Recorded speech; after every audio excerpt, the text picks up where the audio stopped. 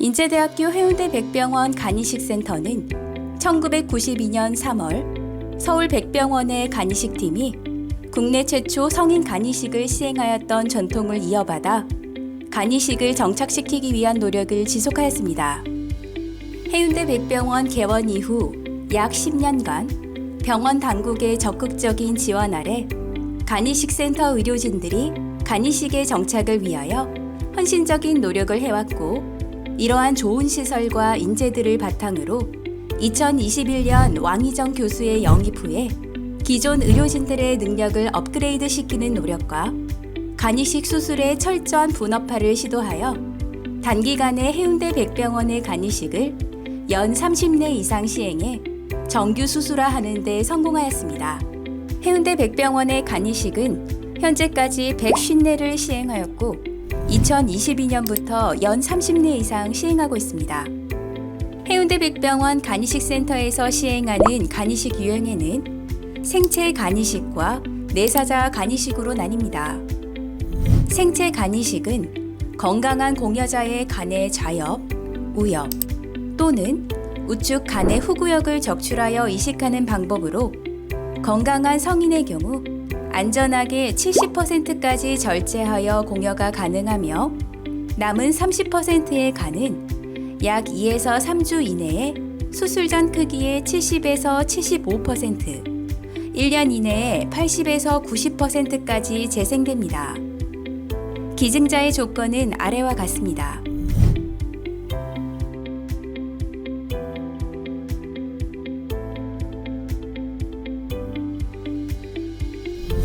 뇌사자 간이식은 이식 수혜자의 병든 간을 제거한 자리에 뇌사자의 간 전체를 떼어서 이식하는 방법으로 주치의에게 간이식을 권유받았으나 가족 간 기증자가 없는 경우에 간이식 코디네이터에게 상담받고 국립장기조직혈액관리원의 뇌사장기 간이식 대기자로 등록 후 응급도에 따라 대상자가 선정됩니다.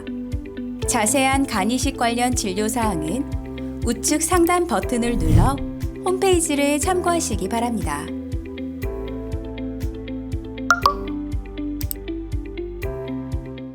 인제대학교 백중앙의료원은 대한민국에서 최초의 성인 간이식을 1992년도에 한 병원입니다. 그 전통을 저희들이 이어받아서 14살밖에 안 된 이 해운대 백병원에서 한 10년간 부단한 노력을 해온 게 사실이죠. 간이식을 정착시키기 위해서요. 제가 이제 한 3년 반 전에 여기에 부임하면서 저희들의 이제 궁극적인 목표가 백중앙의료원의 전통을 이어받아서 정규 프로그램으로 이 간이식을 한번 만들어 보자라는 거였어요. 그래서 2021년부터 저희들이 1년에 30개 이상의 간이식을 시행을 하면서 정규적인 수술 프로그램으로 자리 잡아왔다고 생각을 합니다. 그래서 지금까지 전체 간이식 건수는 한 150건 정도지만 30례 이상의 간이식을 하고 있고, 저희들의 궁극적인 목표는 부울경 지역에서 간이식을 주도하는 병원으로 확고히 자리 잡겠다라는 것이 저희 간이식센터의 목표라고 할 수 있겠습니다.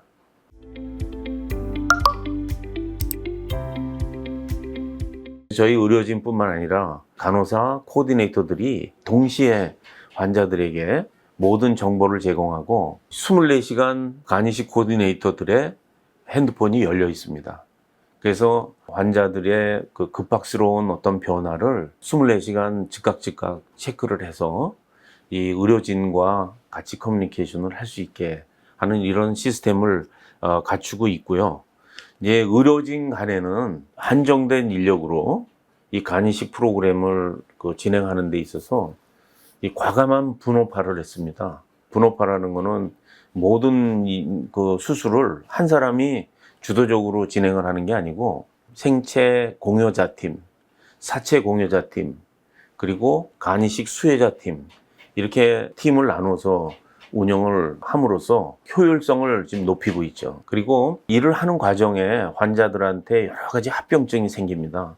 그 합병증에 대한 거를 그냥 지나가치는 게 아니고 그 합병증을 문제를 도출시켜서 우리들이 컨퍼런스 시간에 투명하게 그걸 논의를 하고 그 똑같은 합병증을 가능하면 다시는 겪지 않는 방향으로 기록에 남기고 개선하면서 이런 일이 일어났을 때 작은 실수나 지연이 되는 일을 객관적으로 다시는 이런 일이 없게 다짐하는 그런 프로그램을 운영하고 있습니다.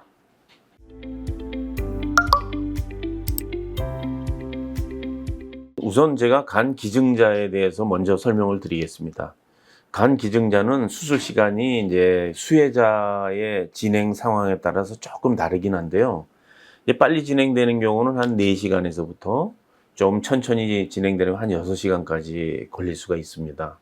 그리고 이제 그 간 기증자의 회복 기간은 평균 열흘 정도 되고요. 그리고 이제 간을 기증한 사람들이 사회 복귀하는 거, 그것은 이식한 환자들보다 좀 빠른데요. 한 달 정도면은 직장 생활이나 사회 가벼운 일상생활이 가능하고 3개월이 지나면 축구, 마라톤 등 운동이 가능합니다. 그리고 이제 수혜자인 경우에는 수술 시간이 한 8시간에서 한 12시간 정도 걸리게 됩니다. 그거는 이제 난이도가 환자의 상태에 따라 다른데요. 그리고 입원 기간은 일반적으로 평균 한 3주에서 5주 정도 걸리게 되고요.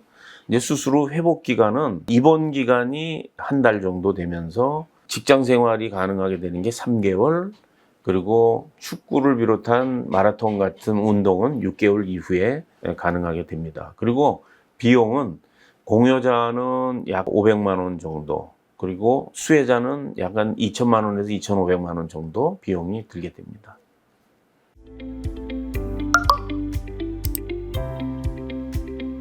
첫 번째로는 병원에 입원해 있는 경우들은 저희들의 지시를 잘 따르지만 퇴원한 환자들의 경우는 섭색 문제와 약을 이제 정기적으로 복용하는 거, 그다음에 병원을 정기적으로 방문하는 거, 이런 그 의사들의 지시를 철저히 따라야 된다라는 것을 굉장히 강조합니다. 근데 이제 그 섭색 문제는 가능하면 배탈이 나지 않게 하고 농축된 음식들을 피하는 거죠. 그러니까 농축된 음식이라는 몸에 좋을 것 같아서 똑같은 음식을 반복해서 매일 먹는 거, 이런 거는 가능하면은 피하게 하고 있고요. 물은 끓여 먹고 회나 육회나 조개구이 같은 것은 가능하면 피한다라는 것이 제가 가장 강조하고 있는 내용이고요. 마지막으로는 이제 환자들이 막연하게 의사가 주는 약을 복용하는 게 아니고 환자들한테 그 책자를 주고 공부를 시킵니다. 이 약은 왜 먹어야 되고, 무좀약 같은 것은 왜 피해야 되고, 자몽 같은 음식은 왜 피해야 되는지, 이런 여러 가지 교육을 시킴으로 해서 환자가 내가 먹는 약들을 또 내 병에 어떤 지식을 좀 갖출 수 있게 그 교육 프로그램을 저희들이 운영을 하고 있습니다.